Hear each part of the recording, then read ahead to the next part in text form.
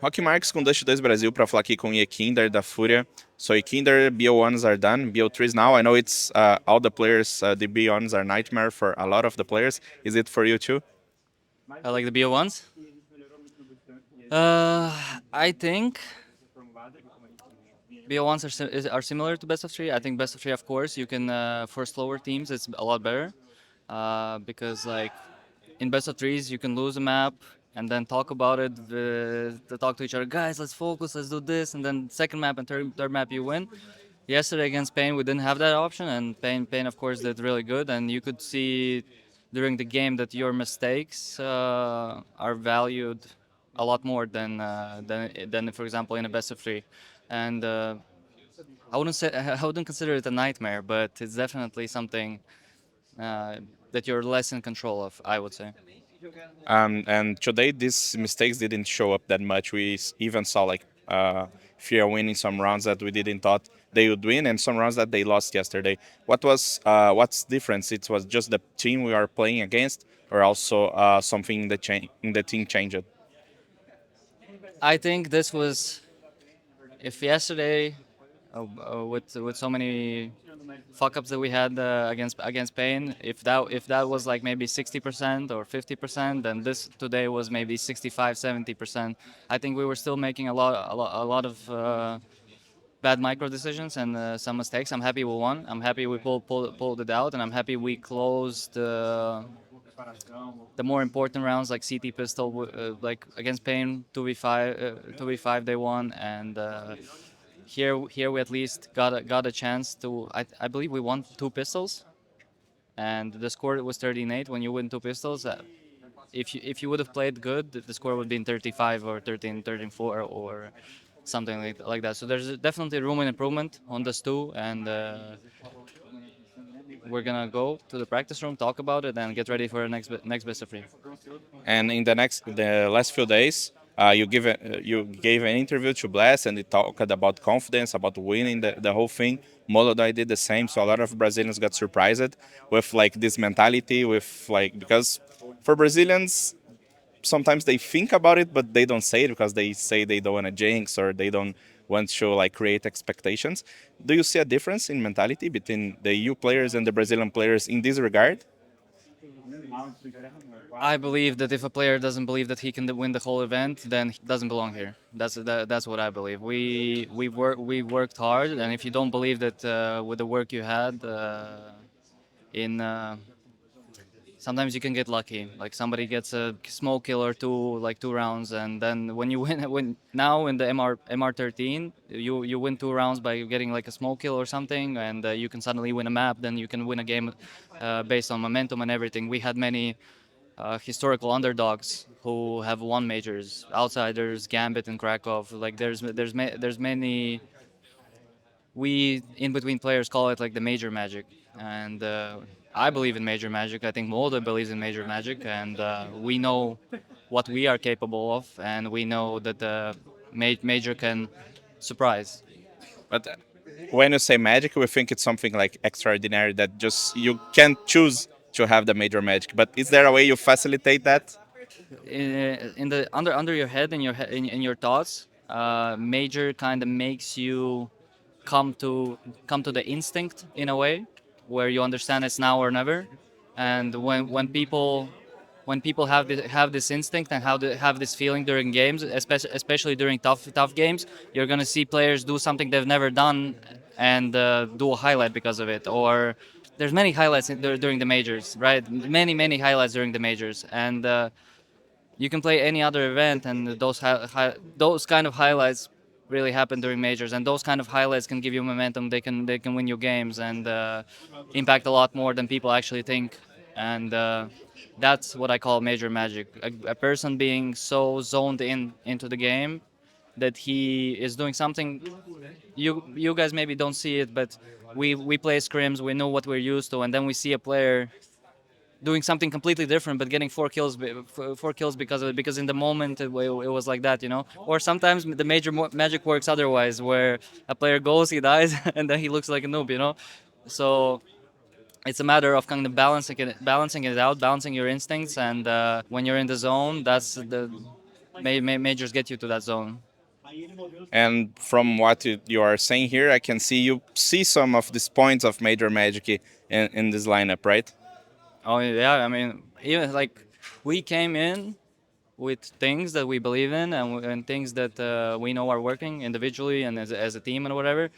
From these 3 games, I've seen some insane plays that I've never seen already. So it it can be as little as positioning. Like you don't necessarily need to kill 4. You can like position yourself in a better situation so you flank faster. Like just reading the game a little bit more and actually um just being inside the game kind of and whatever. And I already see it during these 3 games, and I can definitely feel that the longer it's going to be the tournament, the more composed we get as a team. The start we had Lin Vision, we started really good against Pain. It was not so good. Against M80 now it was better, and I hope we're going to be getting only better and better and better and better during this event. So the first goal is, of course, going to the stage 3. There you're gonna face like better teams. So in some way, stage 2 works for you guys as like a warm up. Of course, you guys didn't go through yet. You're still fighting for a spot, but also helps to warm up the team. Yeah, I mean, obviously, because we haven't played an event in 2 weeks. We had a 2-week boot camp. When you don't play an official game for so long, like first couple officials, they're gonna be a little bit, most of the time, shaky. And when you've played the whole stage before the next stage, you're kind of in the rhythm already. And we've seen historically on all majors where underdogs who play the stage before an opening stage come to legend stage and they beat strong teams in the opening matches, especially because it's best of ones. The team is more into the rhythm. Like maybe a team just arrived 2 days ago and now they suddenly play like the legend stage and whatever. So I truly believe that anything is possible, and of course I think we are in the better shape because we will play a whole, like if we qualify, because maybe we're gonna go 2-3 and then that doesn't matter, but. If we qualify and we like the previous stage is going to help us for the next stage for sure. And speaking individually about you, there's been a lot of talks because of the communications. Sometimes you have to help Molodoy, but we interviewed Molodoy during the media day, and we can see that his English is improving very fast. Do you agree with this? Is he improving, and how much you still need to help him during the game? um, I mean the basic foundation he has set. I think it's only a matter of time. The more basic words he's gonna learn, the more he's gonna his accent is gonna be starting to improve and whatever. But I think it's hard for him when there's a fast conversation and he wants to express his thoughts. He can't necessarily connect the word that he means to the English word. What he doesn't know these words, right? So it's only time that's gonna help him to improve English. When I joined Liquid, my English was good, but after 2.5 years in Liquid, my English became even better. So the more he's gonna play, the better he's gonna be. So we can say it's more things during screens or outside the games than in the game itself. Yeah, in the game he doesn't have any problems.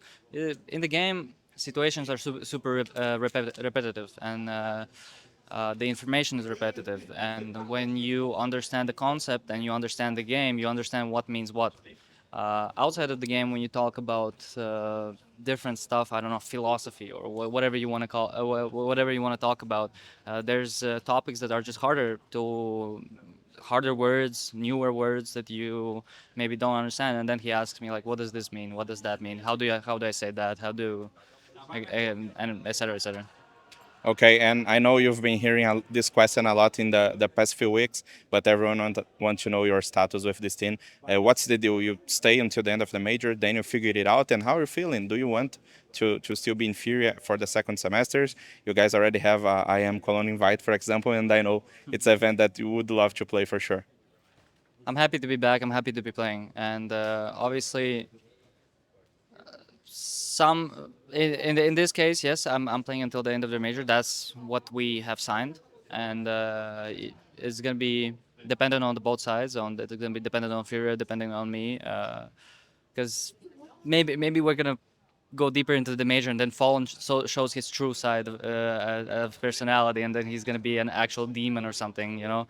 And then I'm gonna be like, oh, nope, I'm not staying. But I don't want to think ahead, you know. Not right now. Right now, I'm playing a major. Right now I'm happy. I'm glad we're improving, and it's really surprising how Fallen and the team kind of plays and structures the game as if I'm staying here for 100%, you know, and that may lead me towards staying. So we're gonna see, but I think there's a really high possibility that it's gonna happen.